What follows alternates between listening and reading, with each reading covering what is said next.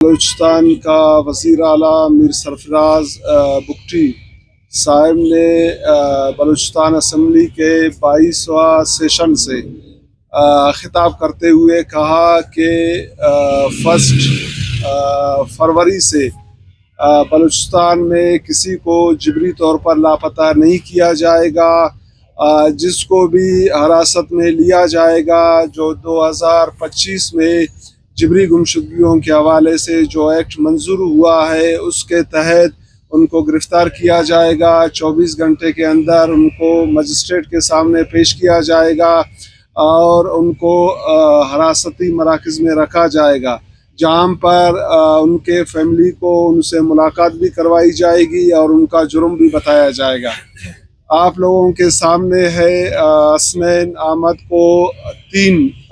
فروری کو اٹھایا گیا ہے اور یہ فیملی آپ لوگوں کے سامنے آ کے پریس کانفرنس کر رہی ہے اور وہ کہہ رہے کہ ملکی ادارے ان کے سامنے سے حسنین کو جبری طور پر لاپتہ کیا ہے اور حسنین کی عمر 16 سال ہے، وہ ایک طالب علم ہے.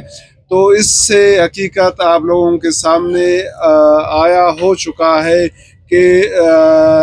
جو صوبے کا آئینی سربراہ ہے خود کہہ رہا ہے کہ کسی کو جبری طور پر لاپتہ نہیں کیا جائے گا. تو اس سے زیادہ اور حقیقت کیا ہوگا کہ آپ لوگوں کے سامنے 3 فروری کو حسنین کو اٹھایا گیا ہے، لیکن آج تک اس کو نہ کسی مجسٹریٹ کے سامنے پیش کیا گیا ہے اور نہ ہی ان کے فیملی کو ان کے حوالے سے معلومات فراہم کیا گیا ہے. اس کے علاوہ جو صوبائی حکومت کا ترجمان ہے شاہد رند، اس نے خود ایکسیپٹ کیا ہے کہ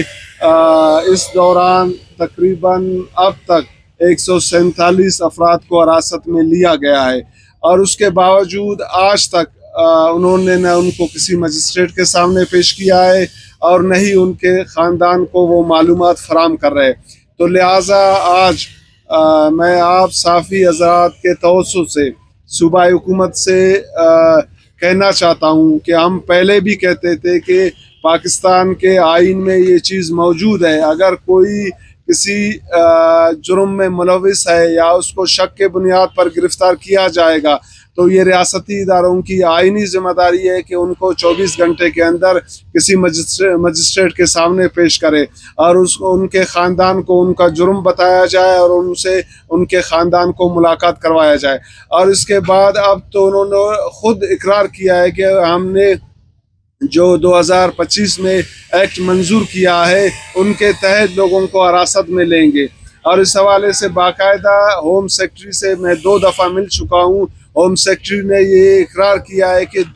بلوچستان میں 2 حراستی مراکز بنائے گئے ہیں، جن کو بھی حراست میں لیا جائے گا شک کی بنیاد پر یا ان پہ الزام ہوگا ان کو حراستی مرکز میں رکھا جائے گا. لیکن افسوس سے کہنا پڑتا ہے کہ آج تک پہلے بھی اسی طرح صوبائی سطح پر وفاقی سطح پر وعدے کیے گئے لیکن وہ انہوں نے پورا نہیں کیا. اب بھی جو انہوں نے وعدے کیے ہیں اسمبلی کے فلور پر وہ لوگ پورا نہیں کر رہے. تو لہٰذا میں ان سے مطالبہ کرتا ہوں کہ جو آپ لوگوں نے وعدے کیے ہیں اس پہ ان کو آپ پورا کریں. جن بھی لوگوں کو آپ لوگوں نے حراست میں لیا ہے ان کو فوری طور پر منظر عام پر لا کر عدالت میں پیش کیا جائے. اور ہم تنظیمی سطح پر مطالبہ کرتے ہیں کہ حسنین سمیت جتنے بھی لوگوں کو جبری طور پر لاپتہ کیا گیا ہے ان کو فوری طور پر منظر عام پر لا کر عدالت میں پیش کیا جائے اور جتنے لوگ حراست میں لیے گئے ان کو قانونی کارروائی کا حق دیا جائے.